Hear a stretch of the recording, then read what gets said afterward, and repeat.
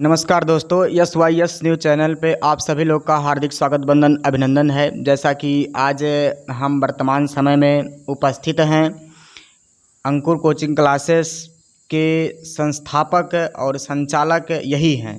आप संस्थापक और संचालक दोनों हैं शायद, क्यों? थैंक यू भैया। हाँ, हमें जो अंकुर कोचिंग क्लासेस के डायरेक्टर हम ही हैं, संदीप कुमार जी। हम कोचिंग तारा खुर्द कौड़ार रोड पे चल रहा है हमारी कोचिंग जी।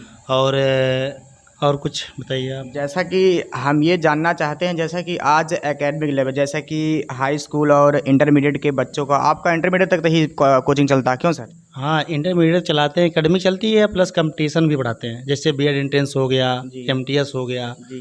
तो और नहीं, जैसे कि BP हो गए, तो मैथ, रीजनिंग, GS सभी चलाया जाता है। जैसा कि सर आपका क्वालिफिकेशन क्या है? सर जैसे कि मैं मैथ BSc किया हूँ, BSc मैथ से किया हूँ और BTC किया हूँ और टेट सीटेट क्वालिफाई हूँ। अभी वैकेंसी आ नहीं रही है क्योंकि हम लोग सन 2017 बैच के थे, BTC किए हैं, तो 20 में कंप्लीट हुई, तब से वैकेंसी आ ही नहीं रही है। इसलिए कोचिंग चलाया जा रहा है और एकेडमिक और कंपटीशन दोनों चल रहा है। जैसा कि सर का कहना है कि हम एकेडमिक लेवल और कंपटीशन लेवल के बच्चों को स्टडी मतलब कि पढ़ाते हैं, टीचिंग करवाते हैं और ये खुद टीचिंग करते हैं। तो हम इनसे जानना चाहेंगे कि जैसा कि आज के जो युवाओं का लेवल है, तो किस प्रकार से युवाओं को तैयारी करना चाहिए तो अपने अच्छे भविष्य हेतु आज का कंपटीशन क्या कह रहा है, किस लेवल पे उनको कितना मेहनत करना चाहिए, उनका जो है टाइमिंग सिलेबस क्या होना चाहिए, कितना टाइम क्या करना चाहिए, कितना टाइम उनको रेस्ट करना चाहिए, कितना टाइम में सब्जेक्ट चेंज करके पढ़ना चाहिए और किन किन सब्जेक्टों पर आज के डेट में या वर्तमान समय में कंपटीशन लेवल को देखते हुए ज़्यादातर फोकस करना चाहिए, ये हम जानेंगे। आज अंकुर कोचिंग क्लासेस के संचालक संदीप सर हैं। जैसा कि संदीप सर से आज हमको मिलकर बहुत ही गौरवान्वित महसूस हुआ है और बहुत ही खुशी हुआ है, हर्ष उत्पन्न हुआ है। तो हम इनसे आज जानना चाहेंगे कि सर बताने की कृपा करें कि किस प्रकार से जो अभी भी हमने बात रखा है कि कंपटीशन लेवल का जो लेवल है, कंपटीशन लेवल की तैयारियां होना चाहिए बच्चों के अंदर, आज ये YS न्यूज़ पर बताने की कृपा करेंगे। देखिए, ऐसा है कि जैसे पहली बात हम बात करेंगे एकेडमिक वाले, क्योंकि जब तक हमारी जड़ मजबूत नहीं होगी तब तक हम कुछ कर नहीं पाएंगे। हाँ, तो जैसे जब बच्चे एकेडमिक में जाते हैं 6, 7, 1, 2, 3, 4 से लेके यानी कि 9, 10, 11, 12 में इनको सबसे ज़्यादा अहम भूमिका पहली बात पेरेंट्स और टीचर। तो यहाँ देखना चाहिए कि बच्चों की पहली बात संगत कैसी होती है, बच्चे के दोस्त किसके साथ जा रहे हैं, किसके साथ आ रहे हैं, ये सब चीज़ें।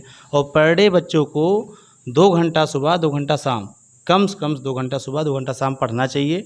और दूसरी बात यह ध्यान देना चाहिए कि बच्चे जो है पर डे लमसम इनका जो है मौखिक या लिखित मूल्यांकन होना चाहिए, जिससे कि उनका कितना विकास हो पा रहा है, कितना नहीं हो पा रहा है, वो ये चीज़ें वो लोग अच्छे से जान सकें। और पेरेंट्स को भी जो है अपने बच्चों से पूरा अच्छे से पूछना चाहिए, फ्रेंड रूप में फ्रैंक होकर कि हाँ बच्चे कितना नंबर आ रहा है, कैसे चल रही पढ़ाई, क्या दिक्कतें हो रही हैं। और दूसरी बात ये चीज़ ध्यान देना आता है कि बच्चे पढ़ते हैं अच्छे से, लेकिन वहाँ गलती ये हो जाता है इनका कि जितने भी ये लोग हैं, क्या नाम है, टीचर लोग को मैं एक चीज़ देखता हूँ, फील किया हूँ, टीचर लोग बच्चों को एकदम हड़का के रखते हैं, डरवा के रखते हैं, तो जो कि ये सबसे बड़ी गलती है। टीचर को कभी भी बच्चों को एकदम डरवा के नहीं रखना चाहिए, एकदम मित्रवत व्यवहार करना चाहिए। या बच्चा कभी हम क्या करते हैं, उनके कॉन्फिडेंस को लो कर देते हैं। जैसे कहा जाए बच्चा खड़ा हुआ और बोल रहा है कि कोई क्वेश्चन पूछे, वो बता रहा है, बीच में अटक गया, बोल नहीं पा रहा, हम उसको डांट देते हैं। अगर हम डांट देते हैं तो बच्चे का उस बात दोबारा क्वेश्चन पूछेंगे, पूछा जाएगा कि हाँ किसको आ रहा है, तो खड़ा नहीं होगा बच्चा। तो इसलिए पहला काम यह करना चाहिए, टीचर अगर अच्छे से बिहेव करने लगे बच्चों के साथ, बच्चों का जो मंजिल है, जो टारगेट है, वो बहुत जल्दी पूरा हो जाए।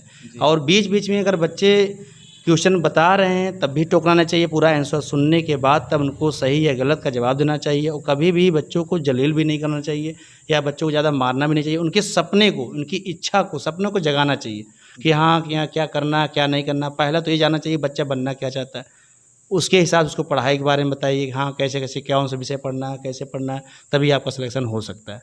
जी हाँ, जैसा कि संदीप सर के द्वारा समझाया गया कि बच्चों को बिल्कुल भी डरा के नहीं रखना चाहिए। किसी भी टीचर को यदि वह पूर्ण रूप से सक्षम है उस बच्चे को ज्ञान देने के लिए, तो बिल्कुल भी उसको डरा कर नहीं रखना चाहिए। डराता वही टीचर है जो पूर्ण रूप से सक्षम नहीं होता है। यदि जो समझाने के लिए पूर्ण रूप से सक्षम नहीं होता, वो पहले से डरा कर रखता है बच्चों को, ताकि बच्चे हमसे खड़े होकर कुछ पूछ ना सकें। अगर पूछ लेगा तो भाई हम सक्षम है नहीं, जवाब तो दे नहीं पाएंगे। यही कारण होता है कि जो टीचर होते हैं जो डरा के रखते हैं बच्चों को, तो बच्चों को खुद समझना चाहिए। जो टीचर आपको डराता है तो आप डरिए मत, खुलकर पूछिए उससे और डट के सामना करिए उसका, ठीक है। तो डट कर सामना करने से आपको क्या होगा कि जो आपके अंदर जो डर है वह बिल्कुल भी बाहर निकलेगा और आपका मनोबल बढ़ेगा। कहीं ना कहीं आपका जो मनोबल है वह विकास होगा आपके मनोबल के, जैसा कि संदीप सर के द्वारा बताया गया। यदि बच्चों के मनोबल का विकास होता है तो ऑलरेडी उसके ज्ञान का विकास होना तय है। क्यों सर? हाँ सर, जैसे कि ये चीज़ें भी है, जैसे बच्चा अगर 9, 10, 11, 12 में गया तो पहली बात उसको पता होना चाहिए हमें क्या बनना है, क्या बनना है। और इसको ये भी कहना चाहिए कि बच्चा जहाँ पढ़ता है वहाँ पर जो है एक लिखना चाहिए उसको, माई ड्रीम, जैसे नीट हो या माई टारगेट। तो ये सारी चीज़ अगर लिखा रहेगा बच्चा, जब भी पहुँचेगा देखेगा तो उसे संबंधित चीज़ों के बारे में जानकारी प्राप्त करेगा। और ये चीज़ यह भी देखा जाता है कि बच्चे मेहनत तो करते हैं, मेहनत करते हैं, लेकिन वो सही दिशा में कर रहे हैं कि नहीं कर रहे हैं। और गार्जियन भी एक प्रेशर डाल देता पहले से कि बच्चे को कि नहीं तुम्हें डॉक्टर बनना है। हो सकता है बच्चे को मैथ में ज़्यादा इंटरेस्ट हो, बायो में ना हो, तो बच्चा डिप्रेशन में आ चुके। हम जब पढ़ाते हैं बच्चों को देखते हैं, कुछ बच्चे ऐसे हैं जो मैथ में बहुत अच्छे हैं, बट उनको घर वाले से फोर्स नहीं मिल जाता है, फोर्स नहीं बेटा आपको जो है डॉक्टर बनना है। और कुछ बच्चे ऐसे हैं जिनको बायो में बहुत ज़्यादा जानकारी है, उनको क्या बोला जाता है, नहीं तुम्हें IIT करना है। और कुछ बच्चे ऐसे हैं जिनका मतलब कि सारे विषय तैयार रहता है, उनके लिए भी अलग तरीके से, जो कि वो UPSC के लिए बेस्ट होते हैं। तो ये सारी चीज़ें थोड़ा गार्जियन को और जो है टीचर को, अगर हम लोग सही डायरेक्शन में बच्चों को निर्देश देंगे तो बच्चों का विकास हो सकता है, जिससे कि हमारे गांव, घर, राज्य, देश सबका भाई विकास में हम लोग अहम भूमिका निभा सकते हैं। क्योंकि ये जानते हैं कि जो है टीचर क्या होता है। हाँ जी, टीचर पर ही मान लीजिए पूरा दुनिया है। टीचर सभी को पैदा करता है भाई, चाहे डॉक्टर हो, इंजीनियर हो, कुछ भी हो, टीचर ही बनाता है। और इसका शुरुआत जो है एकेडमी से शुरुआत हो जाती है। जी ठीक, जैसे कि सर का कहना है, संदीप सर का, कि जो बच्चों का विकास है होना निश्चित होता है, वह बच्चों के पहले गुरु होते हैं माता पिता, लेकिन दूसरा गुरु जो होता है वह अध्यापक ही होता है। अगर उनका दूसरा गुरु कोई है तो गुरु अर्थात अध्यापक ही होता है, जो उनको गाइडेंस करता है, एक अच्छी दिशा में ले जाने के लिए प्रेरित करता है।